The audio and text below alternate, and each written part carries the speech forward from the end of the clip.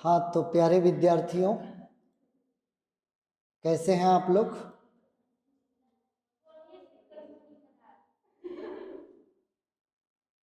कुछ हम पूछ रहे हैं जी आप लोगों से। जवाब मिल गया? रियली?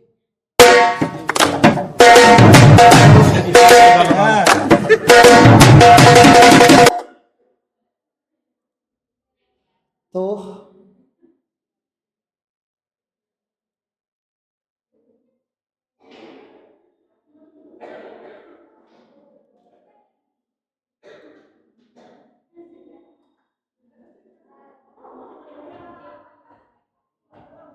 हाँ, शिष्य, आप सभी विद्यार्थियों को आज का यानी कि 27 दिसंबर का शुभ प्रभात। एक कविता रह गया है जिसको हम पढ़ा लेते हैं पहले।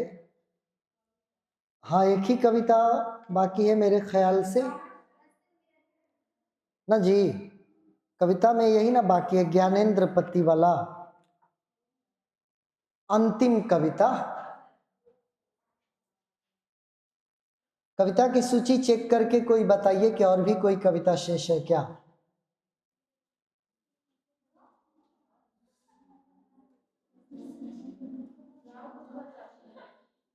बस गांव का घर ना।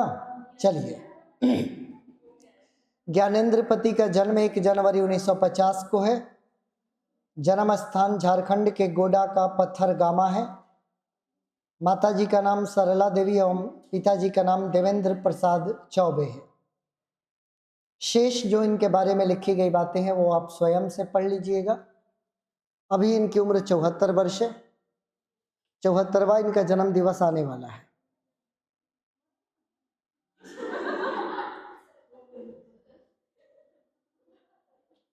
तो गांव का घर कविता हम प्रारंभ करते हैं।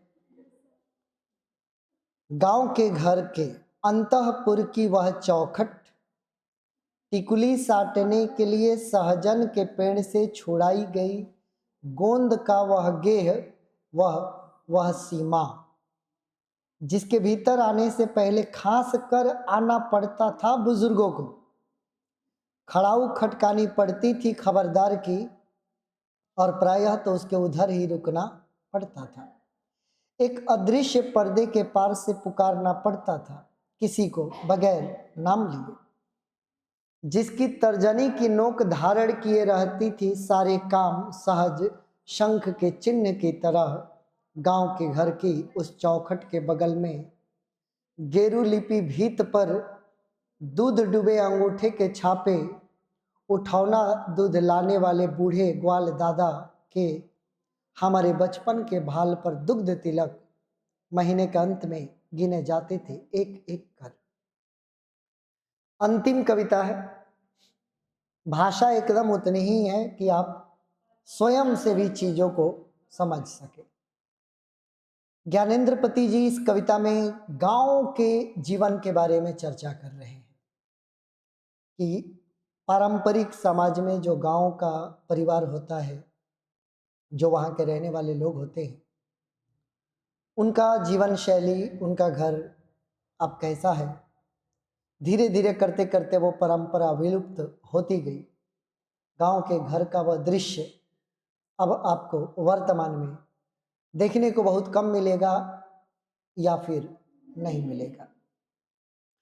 गांव के घर के अंतःपुर की वह चौखट, एक अंतःपुर होता था गांव के घर के अंदर। गांव के घर के अंदर एक गांव थी जिसकी सीमा थी, एक चौखट थी, और उस चौखट पर घर की स्त्रियां टिकुली साटने के लिए सहजन के पेड़ से जो गोंद निकलता है, लस्सा, उसको ले आकर लगा दिए जाते थे। हमने लगाया है अपने माँ के लिए, मुझे याद है बचपन में। और वहीं पर टिकुली हटाकर लगा दिया जाता था, फिर से उसमें लस्सी आ जाती थी, फिर उस टिकुली को चिपका लिया जाता था। अब के समय में टिकुलियाँ ले आकर रख दीजिए, कोई उसके गोंद को बचाने की चेष्टा नहीं करेगा। लोग यूज करेंगे और कुछ समय बाद उसको थ्रो कर देंगे। वह एक सीमा हुआ करती थी, एक लिमिटेशन। एक लक्ष्मण रेखा, जिसके भीतर घर के बुजुर्ग नहीं आते थे, या अगर आते भी थे तो उन्हें अपने आने की सूचना खास कर देनी पड़ती थी। वो करेंगे ताकि घर के अंदर की स्त्रियों को यह ज्ञात हो जाए कि घर के बड़े बुजुर्ग अब प्रवेश करने। अगर ये नहीं तो जो खड़ाऊ पहनते थे उसको खड़कानी पड़ती थी, उसको जोर से बजानी पड़ती थी, जिसके आने की आहट से अन्य जो स्त्रियां हैं जिनको लज्जा करनी है उनसे, वो या तो अपने सर को घूंघट से ढक लेंगी या फिर वहां से हट जाएंगे।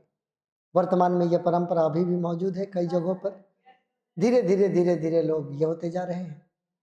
हम भी अपने सीढ़ी से उतर रहे होते हैं, तो जो लोग मेरे सामने नहीं आने वाले हैं उनके लिए सीढ़ी से उतरते समय हम अपने चप्पल की आवाज़ को, जनरली घर पे स्लीपर पहनते हैं, कुछ ऐसे ही उतरेंगे कि सामने वाले को यह ज्ञात हो जाए, नीचे रहने वाले लोगों को, कि हम आ रहे हैं। ये परंपरा जो यहाँ पर खड़ाऊ खटकाई जा रही है, उसकी जगह पर मेरे पाँव में स्लीपर होते हैं, तो मैं ये समझ सकता हूँ कि ये क्यों किया जाता है। उसकी आहट से लोग हट जाते थे। एक पर्दा था जो अदृश्य था, वो पर्दा दिखता नहीं था लेकिन था पर्दा। न दिखने वाला एक पर्दा था, उसके पार से ही बुजुर्ग को पुकारना पड़ता था, और पुकारने के लिए भी किसी का नाम नहीं लेना पड़ता था। बगैर नाम लिए कुछ कहकर, कुछ ऐसे शब्द है, फला फला बो कहकर, या फला की माँ कहकर, फला की माई कहकर, फला की दादी कहकर पुकारा जाता था। एक अजीब हुक्म चलती थी उन बड़े बुजुर्गों के उस परिवार में। उनके आगे बेटे भी खड़े नहीं होंगे, ना कोई उनसे बहस करेगा। तर्जनी की नोक पर सब लोग तैयार रहते थे। आवाज उठी नहीं, हुक्म की तामील हो जाए, आदेश मिला नहीं, उसको तुरंत पालन किया जाए। अगर एक लोटा पानी मंगा लिया जाए तो देर नहीं होनी चाहिए, तुरंत ही घर की सारी स्त्रियां आवाज सुनने के साथ ही तत्पर हो जाएंगी, तुरंत उनके सामने लोटे का पानी पहुंचाया जाएगा। गांव का वह घर हुआ करता था, वह चौखट हुआ करता था, और चौखट के किनारे जो दीवारें लगी होती थी उस पर गेरुआ रंग से लिपा गया रहता था। तब केमिकल रंगों का जब इजाद नहीं हुआ था तो गेरुआ रंग से या चूना से लोग अपने दीवारों को रंगा करते थे। हमें गेरुआ रंग पूरी तरीके से याद है। इसी डुमरांव बाजार में सब्जी मार्केट के बगल में गेरुआ रंग लोग लेकर बैठे रहते थे, बोरे में, बोरे का मुंह मोड़ा रहता था, उसमें पत्थर टाइप के रंग हुआ करते थे। उन पत्थरों को हम खरीद कर घर पर ले जाया करते थे, पानी में डाला जाता था, काफ़ी समय के बाद वो उसमें डिज़ोल्व होता था, फिर एक मिक्सचर तैयार होता था, उससे हम लोग अपने घरों को रंगा करते थे। तो ये मुझे याद है गेरुआ रंग। संभवतः हम लोग कभी कभी अपने मित्र बात करते हैं कि शायद ये लास्ट जनरेशन चल रहा है जो इन पुरानी चीज़ों को देखा हुआ है। अब हमारे बाद के जो जनरेशन, अब गेरुआ रंग, अब बहुत कम ये सब प्रयोग, क्योंकि अन्य प्रकार के बहुत सारे महंगे महंगे पेंट्स आ गए, तो लोग अब इन चीज़ों को नहीं पूछते। उसी से दिवाली के समय में लोग जो घरौंदा बनाते हैं, जिसे हम लोग भोजपुरी में घेरौना कहा करते थे, उस घरौंदे को रंगने के लिए भी हम लोग यही रंग बाजार से खरीद कर ले आते थे। वो गेरुआ रंग से लिपा रहता था, और जो उठौना दूध वाले बूढ़े ग्वाल दादा थे, वो आते थे, उठौना दूध दे जाते थे। उठौना समझ में आ गया आपको? प्रतिदिन वो आएंगे, देकर जाएंगे। वो उठौना दूध जो दे जाते थे, ठीक है, उधर उठौना दूध जो दे जाते थे, तो प्रतिदिन काउंटिंग खराब ना हो, दीवार पर एक टिक लगा देंगे, और उसी टिक को महीने के अंत में गिन लिया जाता था कि कितने दिन एक महीने में दूध लिया गया है, और उसके आधार पर उनकी कीमत चुकाई जाती थी। वो बचपन का वो तमाम बातें ज्ञानेंद्र पति को याद आ रहा है। तो गांव के घर को बड़ा मिस कर रहे हैं, वो गांव की परंपरा को मिस कर रहे हैं, पारिवारिक जीवन शैली को मिस कर रहे हैं, और ये बातें लिख रहे हैं। गांव का वह घर अपना गांव खो चुका है। एक घर के अंदर गांव था, समझ रहे हो क्या कहा जा रहा है? अंतःपुर वो गांव था जो घर के अंदर का गांव था। गांव के अंदर घर था, घर के अंदर गांव था। गांव, उस गांव की एक सीमा थी जहां से बाहर से लोग पुकारा करते थे। नहीं समझ पाए? ये गांव है, और गांव के अंदर एक प्यारा सा घर है और इस घर के अंदर भी एक गांव है। यहाँ पर ये चौखट है जहाँ पर रहकर पुकारना पड़ता था। गांव का वह घर, अपना गांव खो चुका है, अब वो नहीं रहा। पंचायती राज में जैसे खो गए पंच परमेश्वर। पहले की जो पंचायती राज चलता था, पंच परमेश्वर कहा जाता था। 5 लोगों का एक दल बनाया जाता था। गांव में कोई भी विवाद हो जाए तो निपटारे की जिम्मेदारी उस पंच परमेश्वर पर हुआ करता था। वो जो कहेंगे गांव वालों को मानना पड़ता था। तो सत्यवादी लोग हुआ करते थे, किसी का पक्ष न लेना। लेकिन अब वो खो गए। अब ये आधुनिकता की दौड़ आ गई। अब कोर्ट्स हैं, वकील हैं, अब इन लोगों का जमाना आ गया। अब वो गांव का घर खो गया है। बिजली बत्ती आ गई कब की, बने रहने से अधिक गई रहने वाली।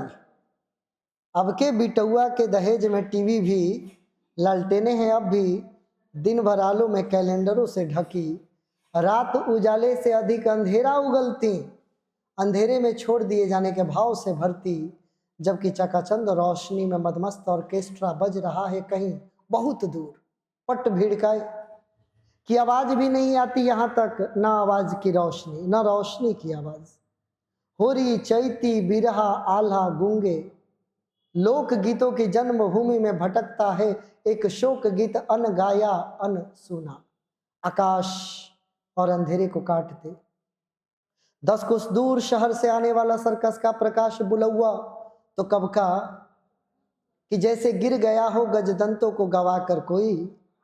रेते गए उन दांतों की जरा सी धवल धूल पर छीज रहे। लीलने वाले मुंह खोले शहर में बुलाते हैं बस।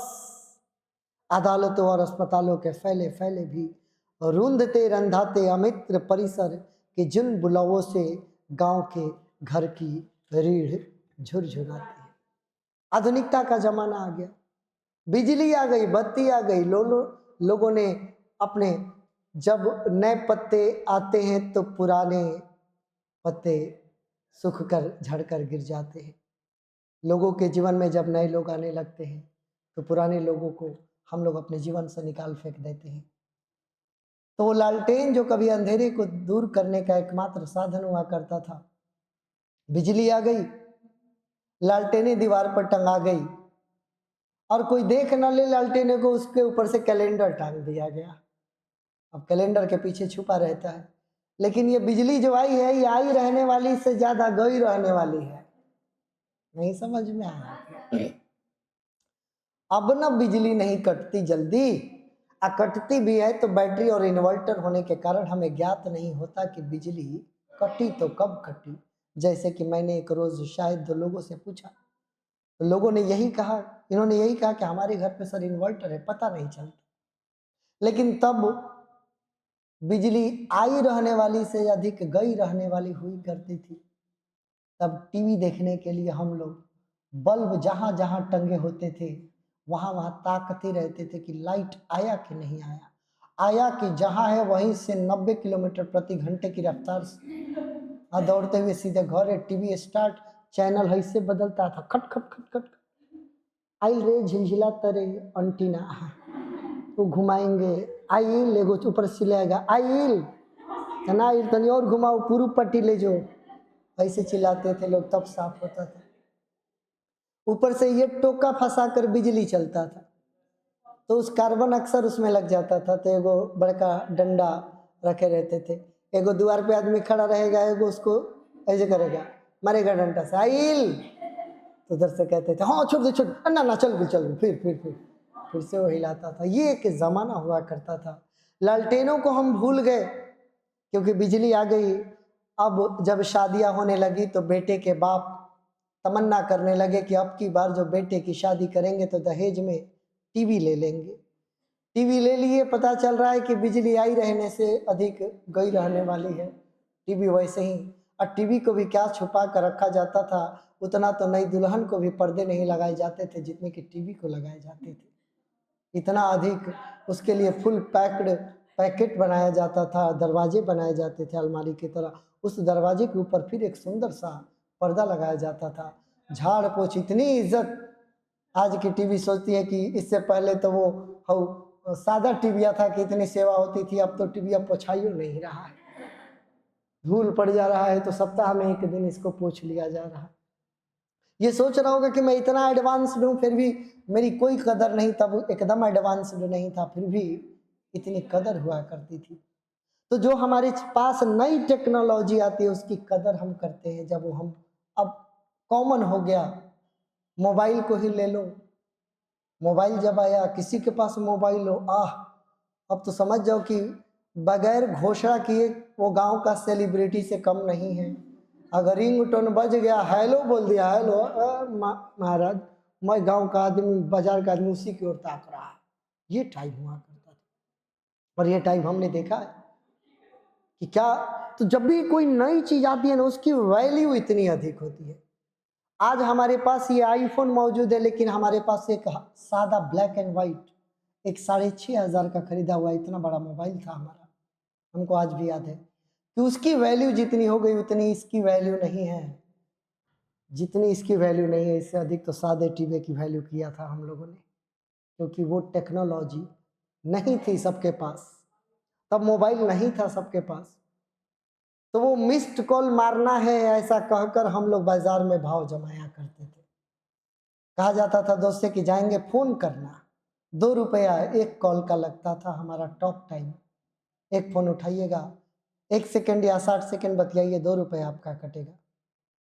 तो तय होता था कि फोन करेंगे लेकिन काट देना, उठाना मत, काट देना है और काट कर झूठों के कान पर सटा लेना है और कहना है हेलो और वहां पर बतियाना है।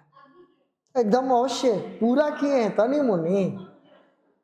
कोई फोन करने वाला नहीं होता था तो रिंगटोन और टिप के अतनी देरी बाद बजता था तो टिप के पॉकेट में डाल देते थे जल्दी जल्दी, और तब आगे बढ़ गए तो वो बजने लगा, वो रिंगटोन बज रहा है लेकिन धीरे से निकाल कर जो भीड़ में तो हाँ हेलो, रिंगटोन बंद करके ऐसे किया करते थे।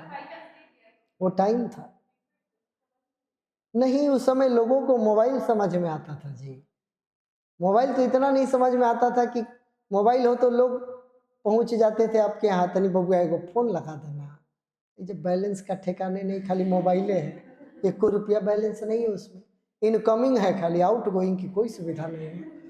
फोन आ सकता है लेकिन जाने के लिए पैसा चाहिए, पैसे का रिचार्ज होता नहीं।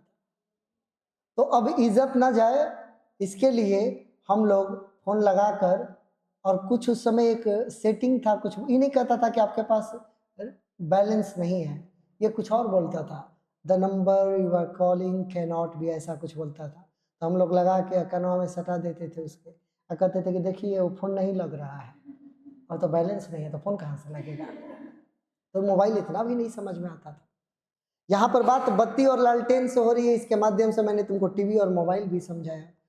लोगों ने सोचा आपकी बेटे हुआ की शादी में दहेज में टीवी मांग लेंगे, लेकिन बत्ती तो आई रहने से ज़्यादा गई रहने वाली, लालटेन है अभी भी लेकिन अब बेचारे वो आले और कैलेंडर से ढके हुए हैं। रात के उजाले में अधिक अंधेरा उगलती। अब जो बिजली के सहारे लोग हैं तो रात में अब उजाला कहाँ, लाइट कटा तो 3-3 महीना लाइट नहीं आता था। हाँ जी, 6-6 महीना लाइट नहीं आएगा। गली में चंदा कटाएगा, ट्रांसफार्मर खराब है, हम चंदा काटे हैं, घर घर जाकर मांगे हम लोग, तब जाकर ट्रांसफार्मर बनवाए हैं, फिर जाकर लाइट आया हुआ है।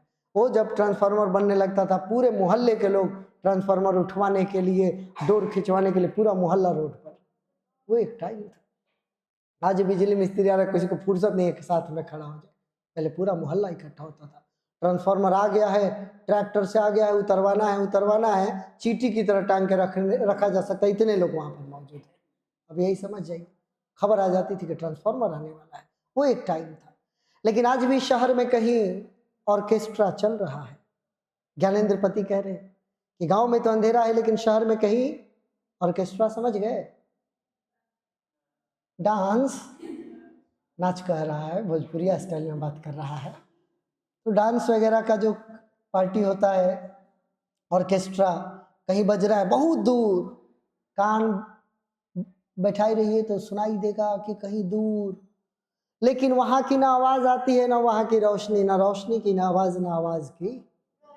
न रोशनी ही आवाज बनकर आ रही है, ना आवाज ही रोशनी, सुनाई नहीं देता, लेकिन लगता है कि कहीं दूर ऑर्केस्ट्रा चल रहा है।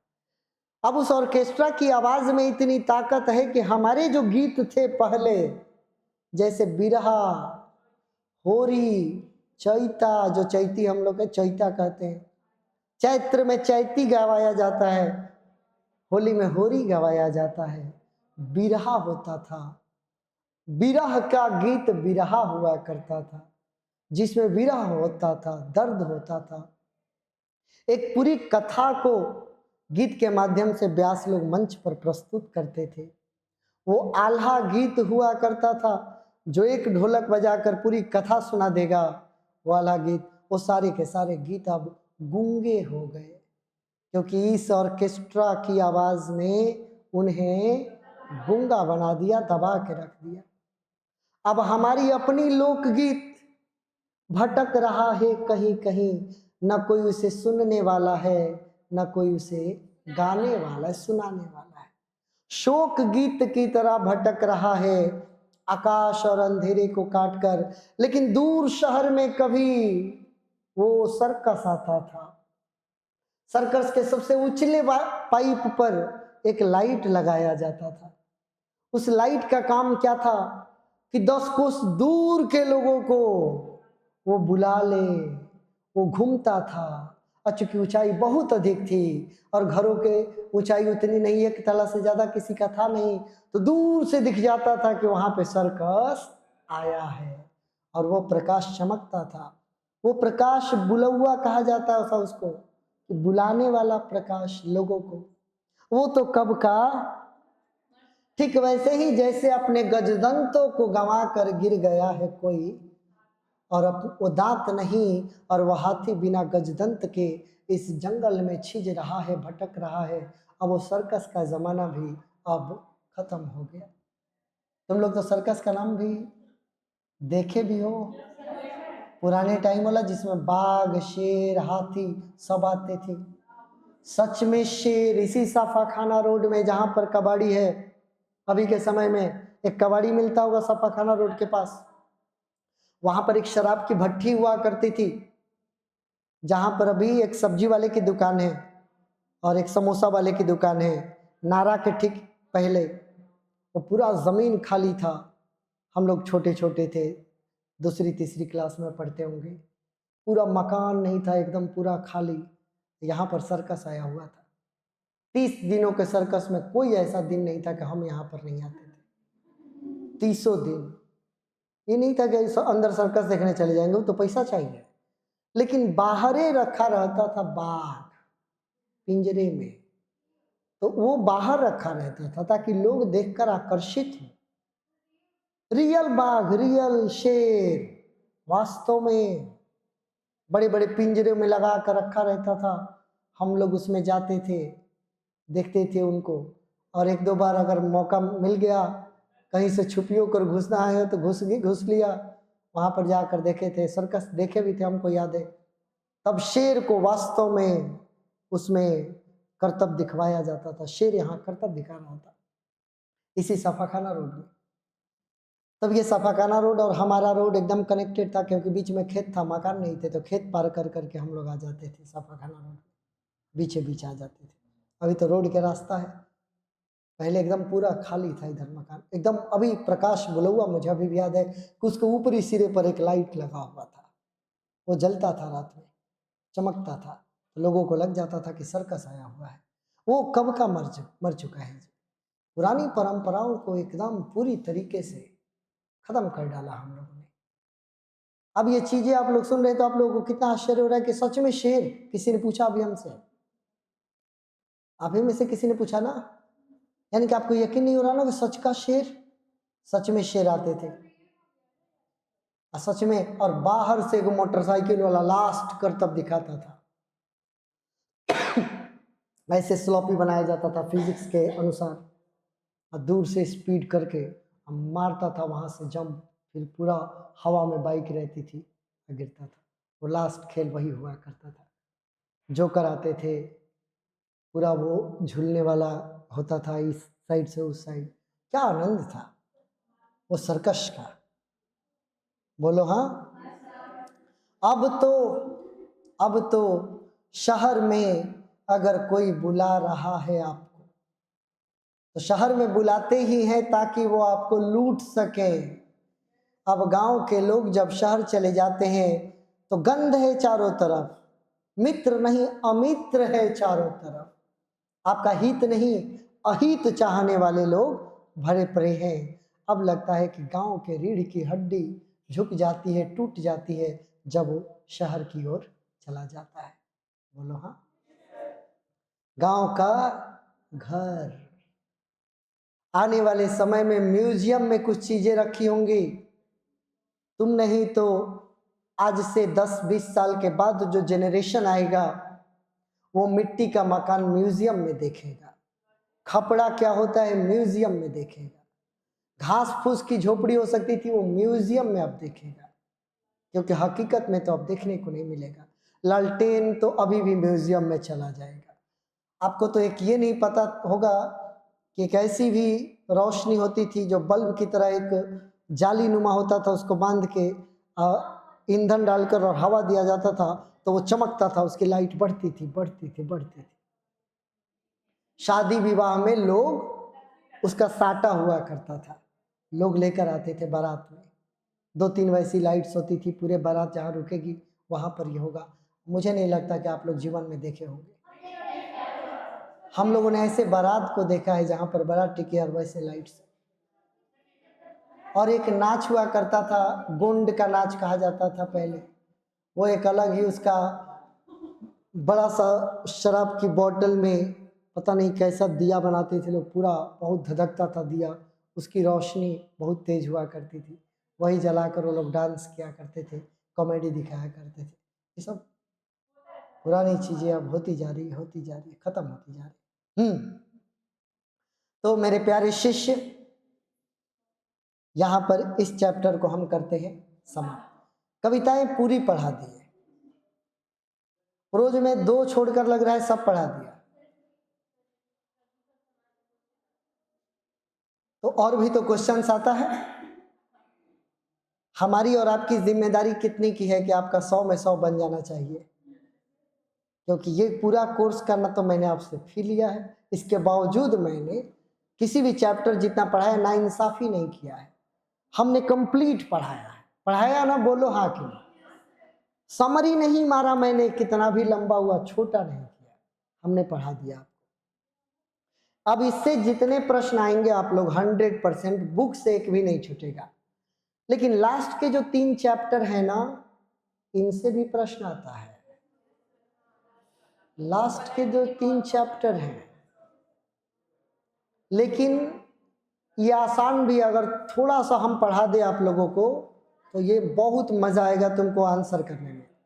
और व्याकरण में क्या क्या आएगा एकदम गारंटी के साथ वो बता कर यहाँ पर छोड़ेंगे तुम लोग को, और वही पढ़ना और उतना ही बनाना, बाकी सबको छोड़ना, क्योंकि 100 में 50 करना है ना।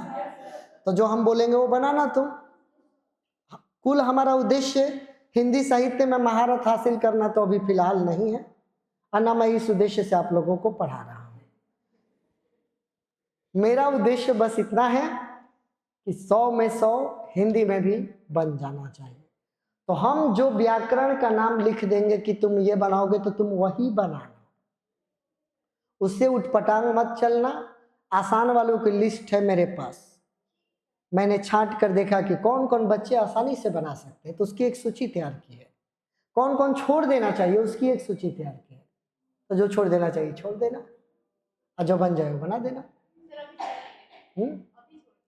अभी कैसे छोड़ोगे, बताएंगे तब ना। अंग्रेजी में जो रीड, थिंक एंड एंजॉय है उससे सवाल नहीं आता, लेकिन हिंदी का जो प्रतिपूर्ति है, ये प्रतिपूर्ति वाला पार्ट, यहां से प्रश्न आता है। तो ये क्या है, जरा मेरी ओर सुनिए आप लोग, सुनाए हैं। ये है लोग अंग्रेजी के लेखक, बोलिए क्या है ये, और इनके अंग्रेजी की कथा को हिंदी का अनुवाद करके 3 गो चैप्टर आपको दिया गया है। आप देख लीजिए, एक के राइटर है गाई डी मोपासा, दूसरे के राइटर है अंतोन चेखव, जिसका हमने मैरिज प्रपोजल पढ़ा, और तीसरे हैं हेनरी लोपेज। ये तीनों भारतीय, तो इनकी कहानी है और इंग्लिश से हिंदी का अनुवाद है। तो जो चीज इंग्लिश से हिंदी में अनुवाद होकर आएगा उसका हिंदी भी थोड़ा सा डिफरेंट टाइप का होगा, है ना, क्योंकि ये अनुवाद है। तो हम आपको पढ़ाते हैं। मोपासा का जन्म 1850 में। कौन दुनिया में है आप लोग भाई? सब ठीक ठाक है ना? हेलो।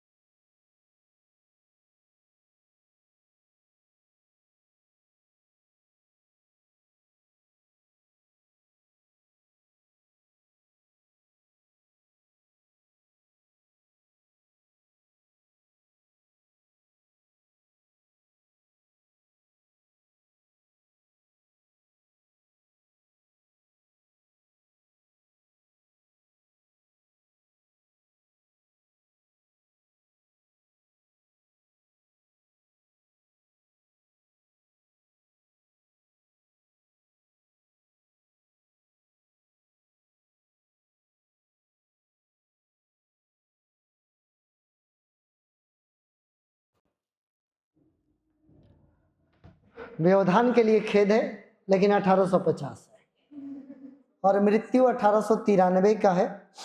फ्रांस के रहने वाले थे। आपको जानकर खुशी होगी कि 1870 से 90 के बीच में इन्होंने 300 कहानियां, ये एक बार पूछा हुआ है ऑब्जेक्टिव में, क्वेश्चन बैंक पढ़ना तो मिलेगा। 300 कहानियां, 6 उपन्यास और 3 यात्रा पुस्तकें। कौन पुस्तकें? इसको इंग्लिश में क्या कहते हैं? ट्रेवलॉग कहते हैं, ट्रेवलॉग, जो हम लोग पढ़े थे, परलेस बक वाला। और कविता की एक पुस्तक इन्होंने प्रकाशित की थी। कहानी विद्या को आधुनिक रूप देने में उनका अस्मरणीय योगदान है। अपने लेखन में उन्होंने बुर्जुआ समाज के चाल चरित्र को बेपर्द किया है। बुर्जुआ समाज, बुर्जुआ के खिलाफ तो आप लोग पढ़े होंगे, फ्रांस की क्रांति में। मानव जीवन की गहराइयों को अभिव्यक्त करने वाला मोपासा का लेखन युग की सीमाओं का अतिक्रमण करता हुआ हमारे वर्तमान के लिए भी उतना ही, इन्होंने बहुत पहले की बातों को लिखा है, लेकिन आज भी अगर इनकी बातों को लागू किया जाए तो सत्य बातें हैं, आपको सही लगेंगी। तो कहानी की शुरुआत करते हैं। कहानी का नाम, इससे पहले कि तुम लोग कहानी जानो, ये जान लो कि ये कहानी है किस बारे में। कई बार तुम पर झूठा आरोप लगता है, जो तुम नहीं किए हो, उसके लिए समाज तुमको दोषी मानता है। बोलो हाँ। तो होता क्या है,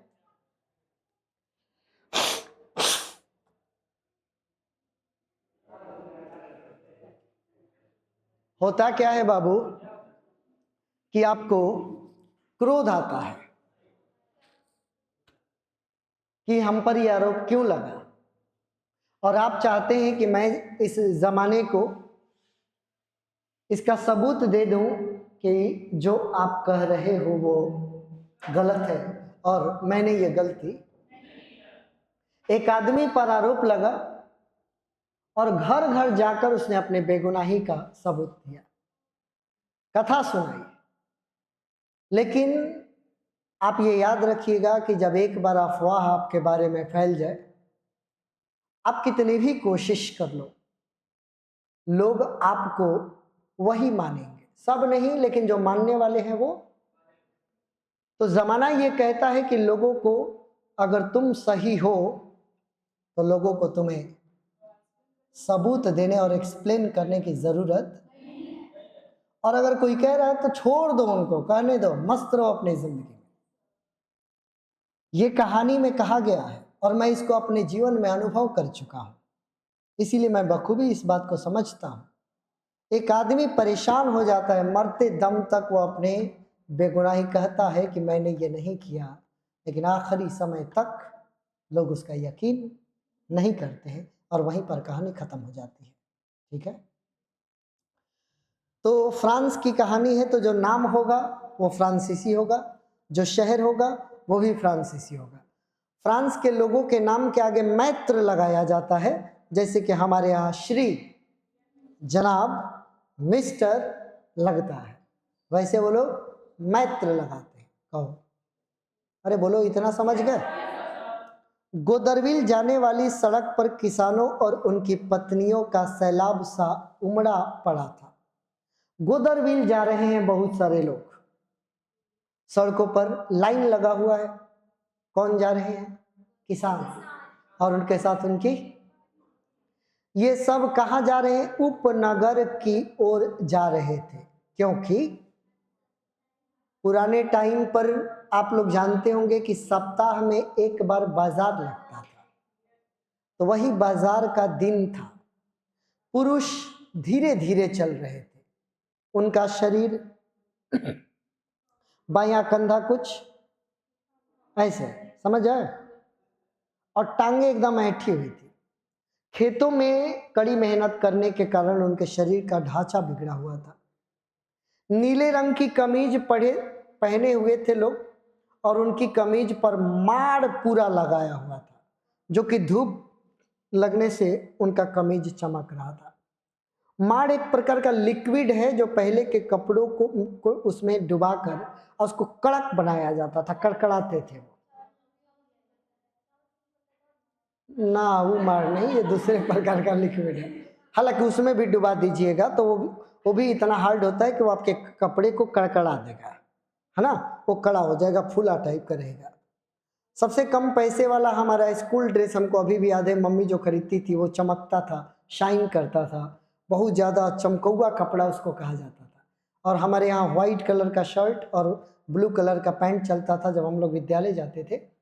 तो जो अमीर घर वाले और बढ़िया घर वाले थे वो सूती का कपड़ा पहन कर आते थे, जिन पर प्रेस मारा गया रहता था, और हमारे कपड़े पर प्रेस की जरूरत नहीं पड़ती थी, वो छलकौआ कपड़ा था। समझ में आ गया? वो चमकते रहता था, तो कम पैसे में वो मिल जाता था, तो वो कपड़ा हम, वही माड़ उसी टाइप का कपड़ा होता है जो मैं समझ पा रहा हूँ। कहो हाँ, ओके।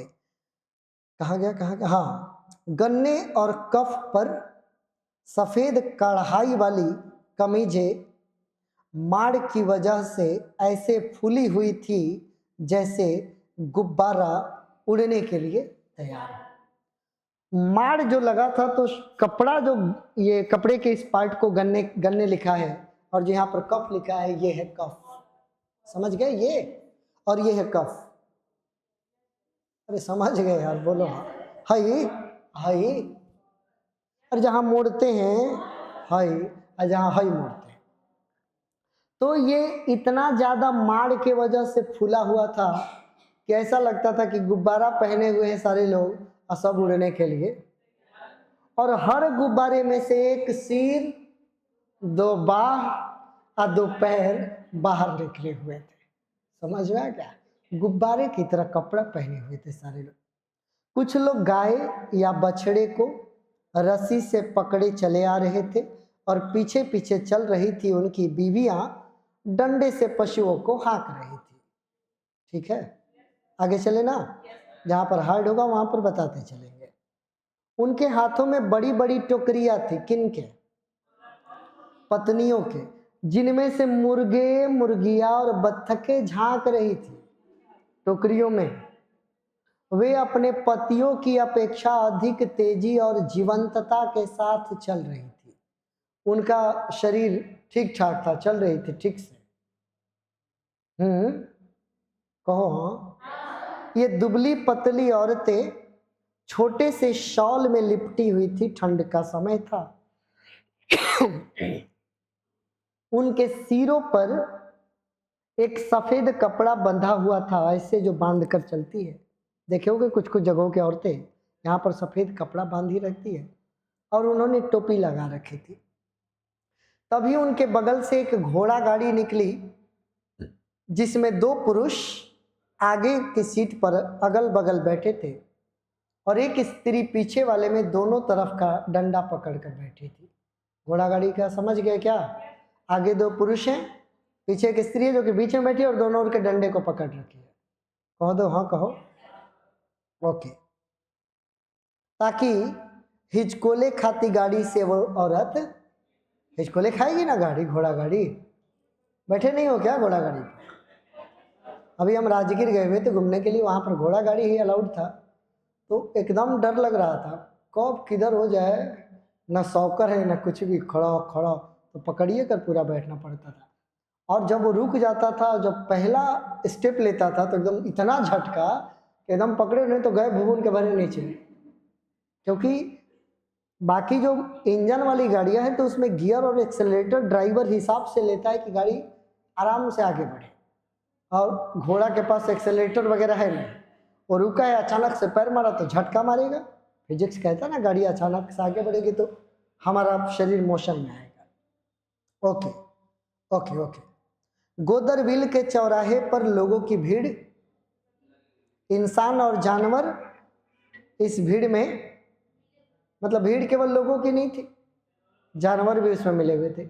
जानवरों के सींग, सुन रहा है, अमीर किसानों की बड़ी बड़ी टोपियां, और महिलाओं ने जो पहन रखे थे स्कार्फ, दूर से ही तो उसी से समझ में आ रहा था कि भीड़ कितना है। भीड़ में क्या दिख रहा है? जानवरों के सींग, अमीर किसानों की बड़ी बड़ी टोपियां, और स्त्रियों का स्कार्फ। यहाँ का माहौल कोलाहलपूर्ण था बोले तो, जिसमें कभी कभी किसानों की तेज हंसी और अट्टहास की गूंज उठते थे। खूब एकदम खिखिया के हंसते ना, अट्टहास। या किसी दीवार से बंधी हुई गाय कभी कभी रंभा देती थी, ये आवाज सुनाई देता था। इन सब से अस्तबल, जहां घोड़े बांधे जाते हैं, मवेशियों और गोबर, भूसे और पसीने की गंध। अब जहां पर मवेशियों का बाजार लगा है तो ये गंध तो आएगी। मनुष्य और पशुओं की एक अजीब सी गंध पूरे वातावरण में, जहां पर मनुष्य और पशु दोनों की गंध आ रही थी। इस गंध से सभी किसान भली भांति, ब्रोत का रहने वाला एक व्यक्ति जिसका नाम है मैत्र होशेकम, नाम है उसका होशेकम, और अपने उसके नाम के आगे मैत्र लगा है। अभी अभी वो भी गोदरविल पहुंचा था। कौन पहुंचा था गोदरविल? वह तेजी से चौराहे की ओर कदम बढ़ा रहा था, क्योंकि उसको भी मेले में जाना था, जानवर के बाजार में। कहो हाँ। तभी उसकी नजर पड़ी कि एक रस्सी का छोटा सा टुकड़ा जमीन पर गिरा पड़ा है। चूंकि वह एक सच्चा फ्रांसीसी था, जिसे नॉर्मन कहा जाता है, फ्रेंच। अरे बोलो यार, स्टोरी ऑफ इंग्लिश में मैंने नॉर्मन कॉन्क्वेस्ट बताया था। तो सच्चा फ्रांसीसी होने के नाते होशेकम ऐसा मानता था कि जमीन पर कोई भी आवश्यकता की वस्तु गिरी पड़ी हो तो उसे उठा लेना। वह बड़ी सावधानी से, ना, जोड़ों में उसके काफी दर्द था क्योंकि बुढ़ा हो गया था। बड़ी मुश्किल से रस्सी की टुकड़े को उठाने के लिए नीचे की ओर झुका और टुकड़े को उठा लिया, और बड़ी सावधानी से उस टुकड़े को लपेट रहा था। तभी उसकी नजर पड़ी कि एक और व्यक्ति जिसका नाम है मलांदे, जो कि अपने घर की चौखट पर खड़ा और उसको घूर रहा था। किसको घूर रहा था? मलांदे होशेकम को घूर रहा था। मलांदे जो है ना, घोड़ों की काठी बनाने का काम करता था। लकड़ी की काठी काठी, अब समझ गया काठी? अरे काठी उन लोगों का बनता है, यही काम था उसका। और कुछ दिन पहले ही मलांदे और होशे कम के बीच में घोड़े की एक जीन को लेकर, नस्ल को लेकर विवाद हो गया था और दोनों में रिश्ते खराब थे। जो रस्सी का टुकड़ा उठा रहा है वो है होशे कम, और जो उसको ऐसा करते हुए देख रहा है वो है मलांदे। हाँ हेलो।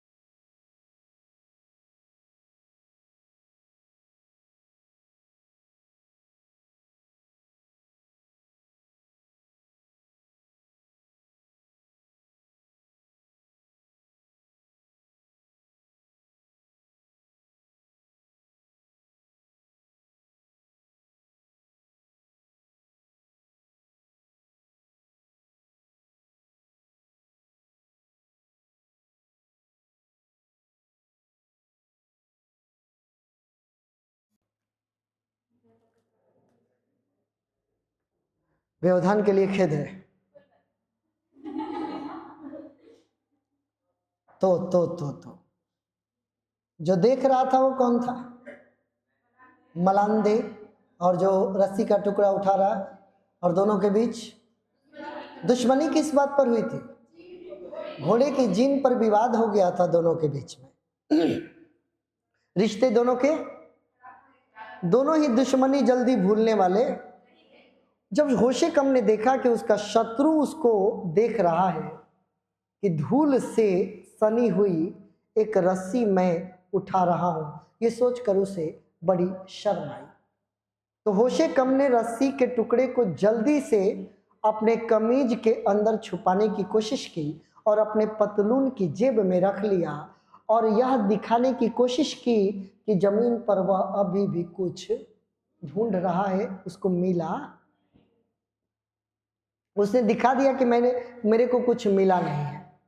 गठिए के दर्द से उठकर कराहते हुए फिर वो आगे बाजार की ओर, उसको लगा कि चूंकि शाम की धुंधली रोशनी में ये काम हुआ है, तो उसको लगा है कि मलांदे पूरी तरीके से मेरे को रस्सी का टुकड़ा उठाते हुए नहीं देखा है। वो जल्दी जल्दी सरक रही शोर शराबे की भीड़ में खो गया और खरीद फरोख्त और घंटों चलने वाली मोल तोल में व्यस्त थी उस भीड़ में वो चला गया, जहां पर सारे लोग ये कितने का, वो कितने का, ये कैसा, शोर शराबे में गुम हो गया। कौन? होशे कम, बोलो। वहां बाजार का सीन सुन लो, बाजार का दृश्य क्या है। किसान आते थे, भाव पूछते थे और कुछ दूर जाकर फिर लौट आते थे। उन्हें डर बना रहता था कि कहीं पर कोई व्यापारी उन्हें ठग न ले। हिचकिचाते थे। उनका ध्यान हमेशा विक्रेताओं की तरफ लगा रहता था। वह भांपने की कोशिश करते थे कि ये बेचने वाले लोग उन्हें ठगने के लिए कौन कौन सी तरकीब आजमा रहे हैं। बिक्री के लिए जो जानवर आते थे उनके कान चेक होते थे, कान ही नहीं, जो पैर का खूर होता है ना, वो खूर तक चेक हो रहा था। औरतें अपनी टोकरियों को जमीन पर रख कर बैठ गई थी और उन टोकरियों में से बत्तख के और मुर्गियां बाहर, और उन सबके पांव आपस में बांध दिए गए थे कि कहीं भागेगी नहीं। उनकी आंखों में भी खौफ साफ नजर आया। किनकी आंखों में? मुर्गी और बत्तख को। आप लोग सुन रहे हैं? ओके। वे ग्राहक की बात सुनती कौन? औरतें। और काफी समय तक मोल भाव और ना नुकुर करने के बाद थोड़ी सी कीमत को कम कर देती थी। और जब सौदा फिर भी नहीं पड़ता था तो ग्राहक क्या करता है कि देबा 20 रुपये दे, देबा कि ना देबा तब हम जाते हैं, ऐसे चल देते थे। तो जब वो आगे बढ़ जाते थे, बोलो, तो अचानक उनको आवाज देकर बुला लेती थी औरतें। ठीक है मैत्र आर्थिन, आइए आइए। आर्थिन कोई ग्राहक का नाम है। आइए आइए। इतने में धीरे धीरे अब चौराहे से भीड़ छटने लगी। नहीं जी, शाम की धुंधली रोशनी में वो रस्सी का टुकड़ा नहीं उठाया है, धूल भरे सड़क पे रस्सी का टुकड़ा उठाया है। इसलिए वो धूल भरे सड़क होने के कारण वो उसको छुपाने की कोशिश कर लिया कि उसको पता ना चले। दोपहर की घंटी बजी। चर्च से आवाज आई। कुछ लोग चर्च में प्रेयर करने चले गए और कुछ लोग, जो बचे खुचे लोग थे, वो चले गए कहाँ? दुकानों की ओर। जुर्दे का, जो कि नाम है सार्वजनिक भोजनालय, रेस्टोरेंट, लोगों से भरा हुआ था। जो उसके भोजनालय का अहाता था उसमें हर प्रकार के वाहन, बैलगाड़ियां, टमटम, छकड़े और छोटी बड़ी वैगने खड़ी हुई थी। मतलब पार्किंग एरिया काफी ज्यादा था। कुछ गाड़ियां धूल से लथपथ थी और कुछ में जगह जगह कीचड़ के। कुछ का अगला सिरा हवा में उठा था। मतलब ऐसे लोग, अब जानवर हटा दोगे पीछे वाले पर ऐसे खड़ा हो गया। और कुछ गाड़ियों को ऐसे सुलाया गया था। नहीं समझ में आया? कुछ लोग ऐसे मुंह के भरे गाड़ी सोए थे, कुछ लोग मुंह ऊपर उठाए हुए थे ऐसे। बोलो ठीक है? ओके। लंबी लंबी मेजों पर लंबी लंबी मेजों पर बैठे, पढ़ो, बड़ी भीड़ वहां पर थी और उनके ठीक दूसरी तरफ एक बड़ी सी भट्ठी थी। भट्ठी बोले तो हाँ, आग वाला भट्ठी, जिसमें से जो लपटें उठ रही थी। तो दाहिनी ओर जो लोग बैठे हुए थे उनके पीठ को गर्माहट दे रही थी। बोलो। 3 बड़ी बड़ी सीकें लगाई गई थी। सीक समझ में आया? जो जाली टाइप का ऐसे आग पे रखा जाता है और उस पर कुछ सेका जाता है। अब बुझा गया? ओके। या कुछ और सेका रहा है। तो उन सिक्कों पर मुर्गे, कबूतर और भेड़ की रानें भूजी जा रही थी। मतलब लेग पीस भूंजा जा रहा था। और भुने हुए मांस और वहां पर गाढ़ा शोरबे तैयार हो रहा था, एक प्रकार का पीने वाला है शोरबे, शोरबे मदिरा ही समझ लो, कुछ उसी टाइप का है। उसकी महक, खुशबू जब लोगों को मिल रही थी तो खाने वाले के दिल मचल रहे थे और सबके मुंह में। इलाके के तमाम खाते पीते लोग मैत्र जुर्दे के भोजनालय में ही खाते थे। वह घोड़ों का व्यापार भी करता था। कौन? जुर्दे। और बड़ा दुष्ट व्यापारी माना जाता था। गर्मा गर्म लजीज पकवानों की रकाबियाँ आ रही थी, खुशबू आ रही थी, और रकाबिया मतलब छान के निकल रहा था सेक के, और तुरंते वहां से खाली हो जा रहा था। खाने वालों की भीड़ इतनी तेज थी, समोसा निकला नहीं कि सब चट चट चट, अगले के लिए ग्राहक तैयार। हर कोई अपनी खरीद फरोख्त, कि मैंने आज क्या खरीदा, तुमने क्या खरीदा, मैंने कौन सा फसल बोया, तुमने कौन सा बोया, ये सारी बातें वहां चल रही थी। उस बातचीत से ऐसा लग रहा था कि हरी सब्जियों के लिए मौसम तो ठीक था, लेकिन वहां पर गेहूं के लिए मौसम अच्छा। ये सारी बातें कहाँ हो रही है? जुर्दे की दुकान पर जब लोग बैठे हैं, अचानक से बाहर जो अहाता था उसमें नगाड़ा पीटने की आवाज सुनाई दी। कुछ स्थिति प्रज्ञ लोगों को छोड़ बाकी सब उठकर दरवाजे और खिड़कियों की ओर भागे। स्थिति प्रज्ञ जो स्थिति से अच्छे तरीके से वाकिफ थे कि नगाड़ा क्यों बजता है, काहे मतलब ये तो हमेशा होता है, वो वहीं बैठे रहे, वो दम भर अपना ठूसते रहे। अब बाकी लोग उठकर दरवाजे और खिड़कियों की तरफ चले गए। बोलो। लेकिन उनके मुंह अभी भी भरे थे, क्योंकि सब मुंह में कुछ ना कुछ ले के गया था, मतलब घोटा नहीं था, और हाथों में रुमाल थे। तो वो जो नगाड़ा पीटने आए थे वो मुनादी करने वाले लोग थे, घोषणा करने वाले लोग। बोलो हाँ। उन लोगों ने नगाड़ा बंद किया और कर्कश आवाज में मुनादी शुरू की, घोषणा शुरू की, सुनो सुनो सुनो। ऐसा होता है ना? हमारी आवाज कर्कश कैसे हो सकती है? कर्कश लोगों को सब कुछ कर्कश सुनाई देता है। गोदरविल के सभी निवासियों और बाजार में मौजूद सभी लोगों को सूचित किया जाता है कि आज सुबह 9 से 10 बजे के बीच बेंजेविल जाने वाली सड़क पर एक काले चमड़े का बटुआ खो गया है, जिसमें 500 फ्रैंक, जो कि पैसा है, और व्यापार से संबंधित जरूरी फ्रैंक वहां की मुद्रा है, ठीक है। पाने वाले से गुजारिश है कि वह इसे फौरन मेयर के कार्यालय को या फिर मानविल के मैत्र फॉर्ट्यून हुलब्रेक को लौटा दे। 2 जगह लौटाने का घोषणा किया गया, या तो मेयर साहब को लौटा दे और नहीं तो मानविल के रहने वाले फॉर्ट्यून हुलब्रेक, इसको लौटा दे। ऐसा करने वाले व्यक्ति को 20 फ्रैंक का इनाम दिया जाएगा। फिर घोषणा करके वो लोग चले गए। नगाड़े की ढमढम और मुनादे वाली की आवाज कुछ दूर से फिर सुनाई दी, मतलब वहां पर बजाने के बाद अब वो कहीं और बजा रहे। भोजनालय में बैठे लोगों को जो कब से चर्चा कर रहे थे कि बाजार कैसा है, फसल कैसा है, अब उनको मिल गया एक नया टॉपिक, क्वेश्चन टॉपिक, ये बटुआ मिलेगा कि नहीं। अब ये लोग ये बात कर रहे हैं कि हुल ब्रेक जिसका बटुआ खोया है ये उसको मिल पाएगा कि। खाना खत्म कर लिए लोग, कॉफी पी रहे थे, तभी देहरी पर यानी कि चौखट पर एक पुलिस ऑफिसर आया और बोला कि क्या यहाँ पर कोई ऐसा व्यक्ति है जो कि ब्रोत के रहने वाला है जिसका नाम होशेकम है। तो मेज के दूसरे सिरे पर बैठा था होशेकम, जवाब दिया, हाँ मैं यहाँ हूं।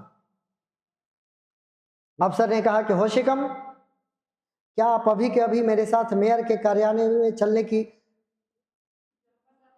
जहमत, मतलब कष्ट उठाएंगे? मेयर आपसे बात करना चाहते हैं।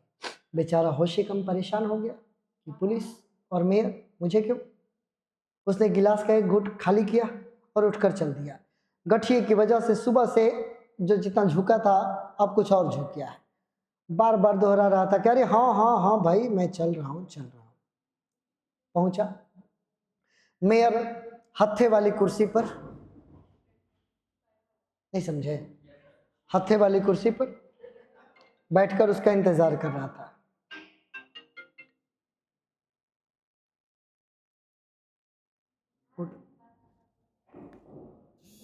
हेलो,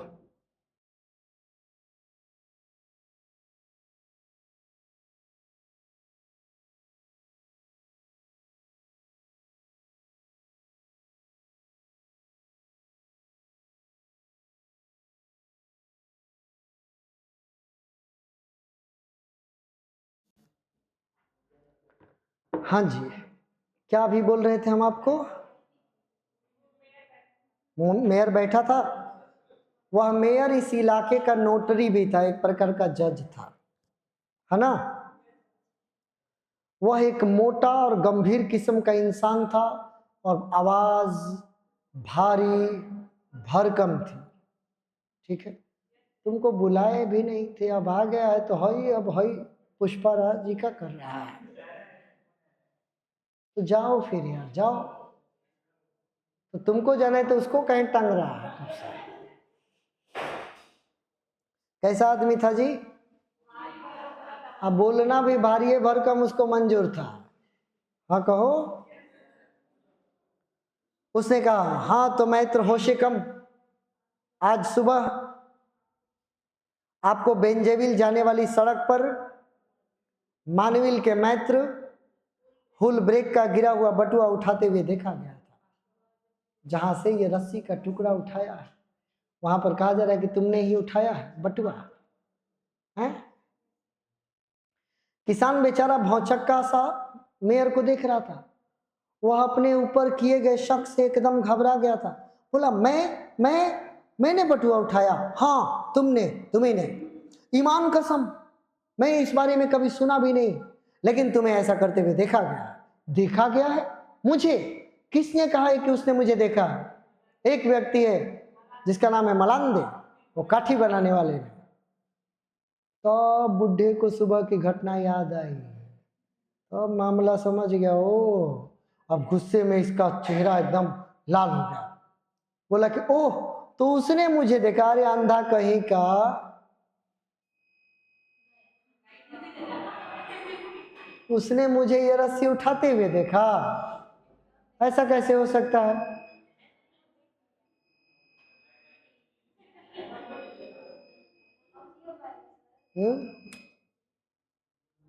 उसने मुझे ऐसा करते हुए देखा, ये तो तय है कि अब ये कट गया तो पढ़ाई नहीं हो पाएगी, ये तो तय हो गया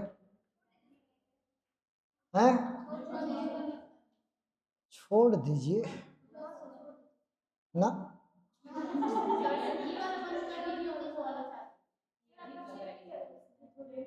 फिर भी नहीं चल पाएगा ज्यादा देर तक। लेकिन समस्या इस बात की है कि बैटरी फुल्ली चार्ज्ड था।